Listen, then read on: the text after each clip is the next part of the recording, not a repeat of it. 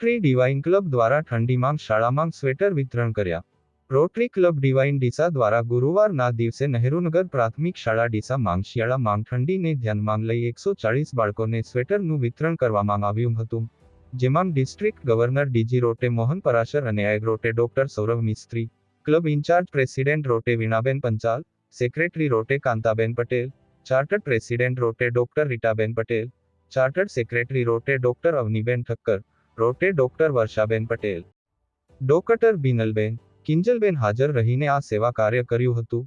શાળા પરિવારનો ઉષ્માભર્યો આવકાર જોઈને સાથે સાથે અઠવાડિયામાં ઠંડીથી રક્ષણ મેળવવા શાળાના બાળકોને ચંપલ આપવાનું પણ વચન આપ્યું હતું. આ પ્રસંગે રોટરી ચક્રની ઘડિયાળ પણ ભેટમાં શાળાને આપવામાં આવી હતી. શાળાના આચાર્ય પાંચાભાઈ, શિક્ષકો, શિક્ષિકાઓ, બાળકોનો ખૂબ સહયોગ મળ્યો હતો તથા સ્ટાફ શિક્ષકોએ હાજર રહી કાર્યક્રમને સફળ બનાવ્યો હતો. અહેવાલ હર્ષદ પટેલ, ડીસા, બનાસકાંઠા.